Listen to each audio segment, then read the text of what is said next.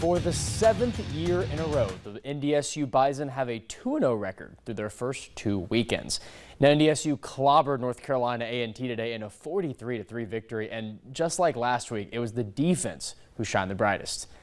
And while, yes, 43 points is nothing to scoff at, the defense shut down the Aggies' attack in a senseless beatdown today.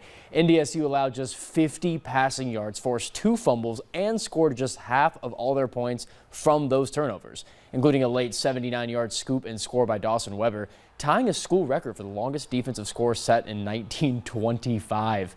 Defensive end Spencer Wagee had one of the most impressive performances, seeing some of his highlights right here. He had 3 tackles for loss, 2 sacks, a forced fumble, and a quarterback hurry.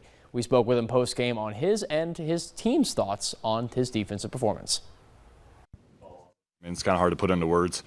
Like I said, it's hard to put into words. It's just playing last week. I mean, it was great to be out here for the first time again, and just now, like, proving to myself that I can, still play and play at a high level just means a lot to me. I mean, I thought we played a whole lot better than we did last week, and just everyone was flying around making plays. I mean, everyone across the board, it seemed like, was making an impact on the game some way or another. NDSU next goes down to Arizona to face off against the Wildcats. This is NDSU's first FBS opponent since 2016, when the Bison shocked the number 11 Iowa Hawkeyes. Kickoff in Tucson is set late, 10 p.m. Central. We now go off to our other favorite fall sport, and that's volleyball. Plenty of action this morning, as well as some yesterday, too, in the NDSU Invitational. And they faced off against Montana State.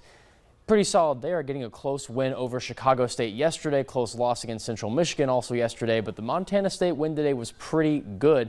3-0 big win, and Montana State did pretty well earlier. They actually beat a similar Summit League opponent in UND this past Thursday. Now, NDSU would close out a 3-set sweep of Montana State there, their 3rd sweep of the season.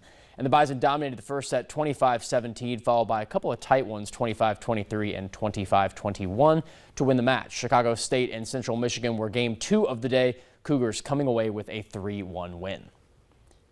Now, coming up after the break, we're going to have all the latest from the Redhawks' decisive playoff game tonight.